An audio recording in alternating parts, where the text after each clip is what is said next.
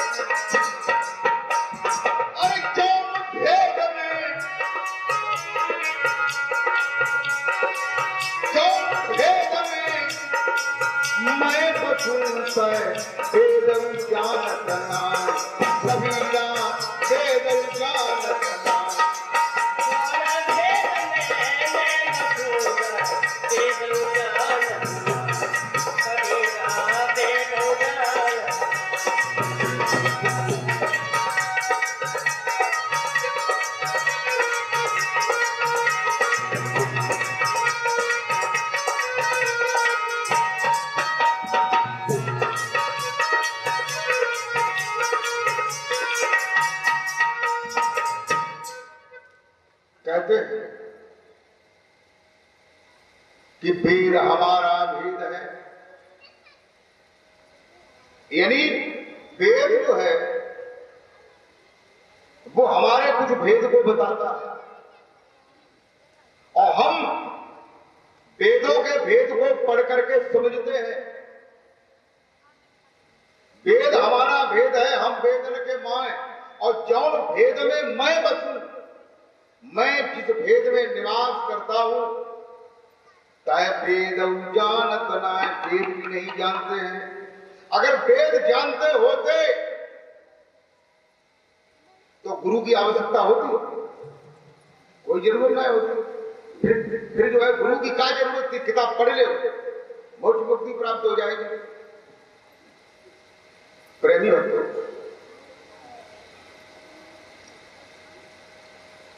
मैं किस भेद में बसता हूं, मैं उस बात को बता रहा हूं। मैं कौन हूं, किस भेद में बसता हूं।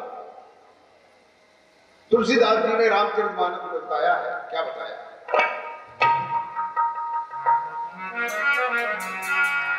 कि ईश्वर अंश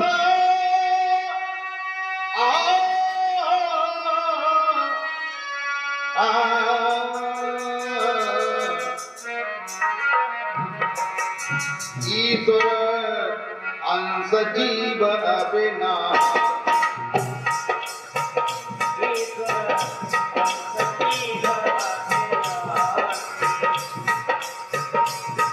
इसी भेद को सात दिन कथा होती है, वे लोग नहीं बता पाते। इसी भेद को रामायण लोग पढ़ते हैं लेकिन वे नहीं जान पाते हैं। इसी भेद को ये रामायण में ही लिखा है। इसी भेद के लिए लोग कपड़े रख लेते हैं, माला डालते हैं, कोई तिलक लगाते हैं, कोई दाढ़ी रखाए लेते हैं, हवाई करते, कोई सुगुन गुंडा करा लेते, भोट चांद सिलपट काऊ के डाल। ये भेद बनाते हैं लेकिन वे भी नहीं जान पाते। केवल इतनी ही बात जान लो, केवल इतनी, कितनी?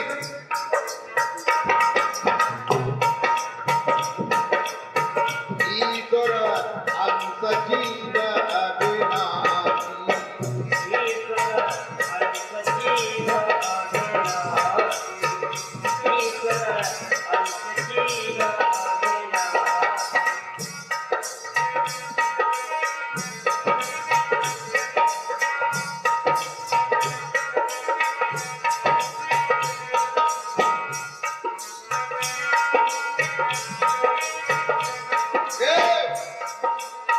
चेतन अमल सहज सुमना। चेतन अमल सहज सुमना। चेतन अमल सहज सुमना।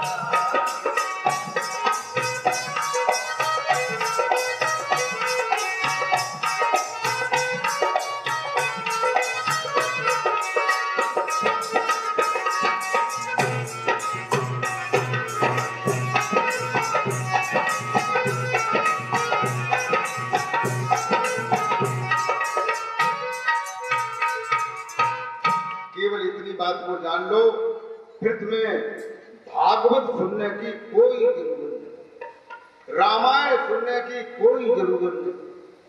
क्यों? सार मिल गया। इसी को जानने के लिए ही हम भागवत सुनते हैं, रामायण पढ़ते हैं, सत्संग सुनते हैं, संतों के पास जाते हैं, केवल इतनी बात को जानने। कितनी बात जानने के लिए? ईश्वर अंश जीव अविनाशी। ये जो शरीर के अंदर जीव है, कौन सा जीव?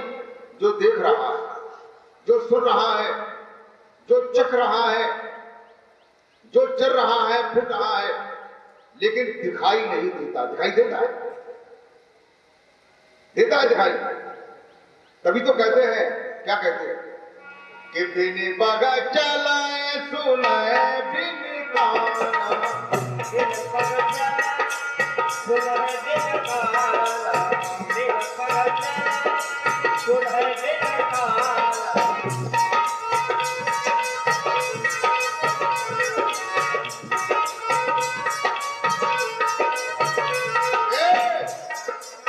कर बिन करम करे बिना।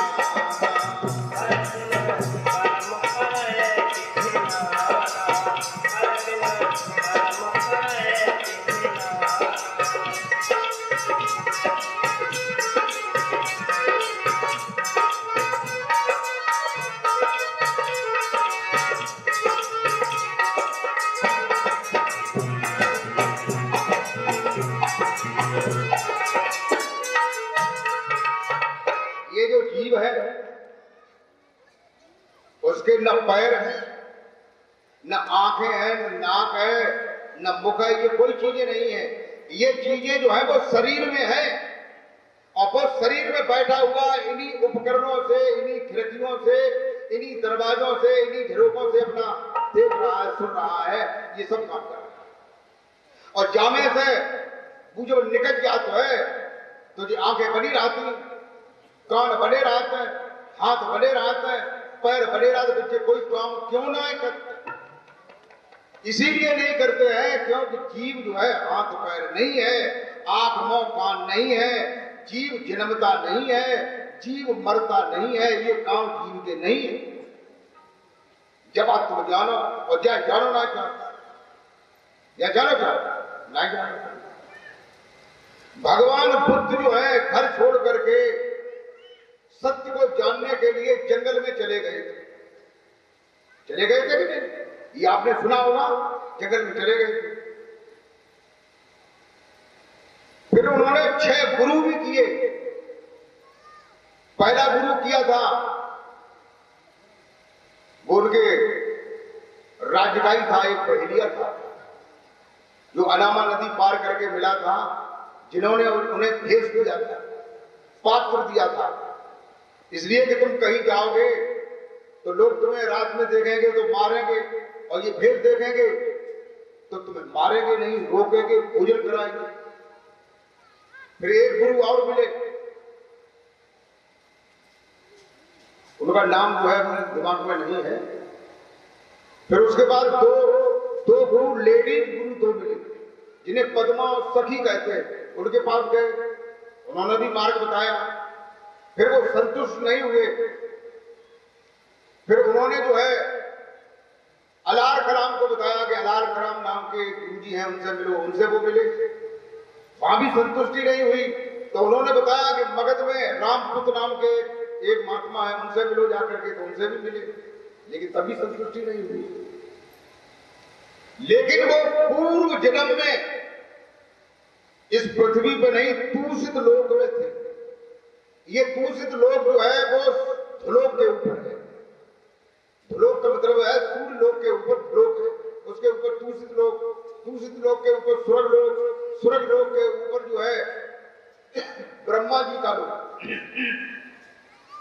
फिर उसके ऊपर जो है गोलोक धाम शंकर जी का था, उसके ऊपर जो है शिवलोक, और शिवलोक के ऊपर काफी ऊपर सिद्धों के लोग, और सिद्धों के लोग के काफी ऊपर जो है सत्यलोक।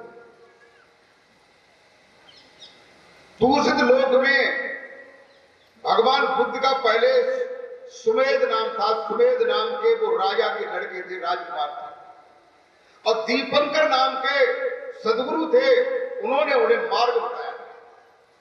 तो वो उस मार्ग की उन्हें याद आ गई। एक बार और भी याद आई थी, जब वो उनके माता पिता जो है हल चला रहे थे। उनके ये नियम था उनके यहाँ, क्यों जैसे जनक ने हल चलाया था, ऐसे ही उनके भी माता पिता हल चलाने के लिए गए। एक बार वो सब हुआ करता था, तो बुद्ध वहां गए, एक खटोले पे उनको लिटा दिया, और जनता जो है उसमें लगी हुई थी। तब वो उठ करके बैठ गए, और अपने अंतर में जो दीपंकर ने अपने अंतर में जो श्वास में रमण करने वाला जो नाम था उसे बताया था, उसकी उन्हें याद आ गई। और उस समय भी ये सभी गुरु करने के बाद ढोंगे सिर की पहाड़ी पर 6 साल 7 महीना और 3 दिन तक उन्होंने कठोर अभ्यास किया, लेकिन संतुष्टि नहीं हुई। फिर उन्होंने उनको वही चीज याद आ जो दीपंकर ने दी थी। फिर वो निरंजना नदी के किनारे रेंगरी आश्रम में उन्होंने अभ्यास किया है। फिर उन्होंने 7 जगह अभ्यास किया जहां भेड़ें रहा करती थी, निवास करती थी, बैठती उठती थी रात को। उस स्थान पर 7 दिन अभ्यास किया, और 7 दिन अभ्यास किया चक्रपाणी पर। पहले लोग चक्र के द्वारा कुएं से पानी निकालते थे, वहां अभ्यास किया चल करके। एक मार नाम का देवता रहता था, वहां पर अभ्यास किया उन्होंने 7 दिन। ऐसे 7 जगह 7 दिन अभ्यास किया, 49 दिन अभ्यास किया। उन्होंने उस सत्य को जान लिया जो इसके अंदर है। People of called him the Buddha, लोग उन्हें बुद्ध कहने लगे। पहले उनका नाम सिद्धार्थ था। तो ये कैसे जाना? पूर्व पहले के गुरु थे, उनके कसौटी पे 6 गुरुओं का ज्ञान नहीं आया तो प्रेमी भक्तों, जब तक हमें सत्य का बोध नहीं होगा और सत्य का बोध होने के बाद भी अगर हम अभ्यास नहीं करेंगे तो उसे हम नहीं जान पाएंगे। उसके लिए अभ्यास किया जा सकता है।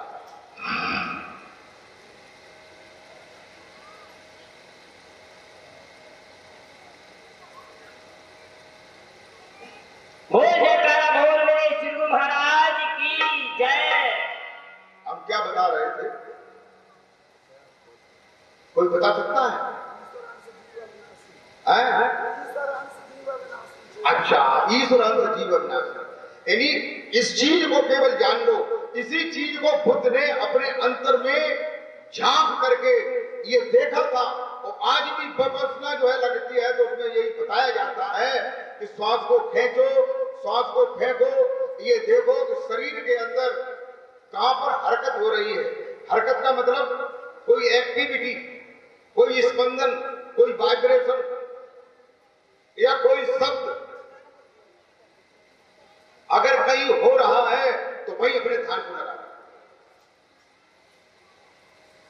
ये मान। तो और हमारे गुरु जी ने जो है ये नहीं बताया कि थोड़ा निशाना जाने हृदय कमल पे लगे कि कंठ पे लगे कि नाभि पे लगे, कहां लगे। हमारे गुरु जी ने तो साफ बताया था कि जो निशाना जो है श्वास में 2 गोली लगती है, बिना देखे पकड़ ले बस काम हो जाएगा। बोल जयकारा बोल मेरे श्री गुरु महाराज की जय। तुलसीदास जी कहते हैं कि ईश्वर जो है, जीव जो है वो ईश्वर का अंश है और अविनाशी है। अविनाशी किसे कहते हैं? जिसका विनाश नहीं होता, जो कभी मरता नहीं। और हम लोग इस भ्रम में पड़े हुए हैं कि हमारे गांव में इदा किदा लोग मर जाते हैं और इदा किदा जन्म ले लेते हैं।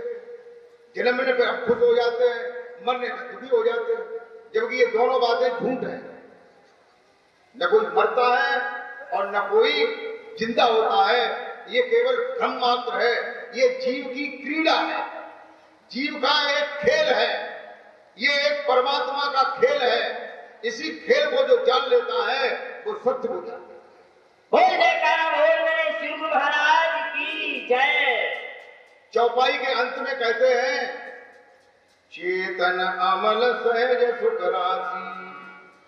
वह चैतन्य है, अविनाशी है, शाश्वत है, शुद्ध है, सनातन है, ईश्वर का अंश है, अविनाशी है। उसका जो अभ्यास करता है, अंदर में प्रवेश करता है, अमल करता है। अमल माने अमल उर्दू का शब्द है, हिंदी का शब्द है अभ्यास। कहते हैं रफ्ते रफ्ते कर कुसादा, जो करे कुछ दिन अमल, ला इलाहा अल्लाहु अकबर को पाने के लिए। चश्म दिल से देख दूं जो जो तमाशे हो रहे, दिल सितम क्या क्या है तेरे दिल सताने के लिए।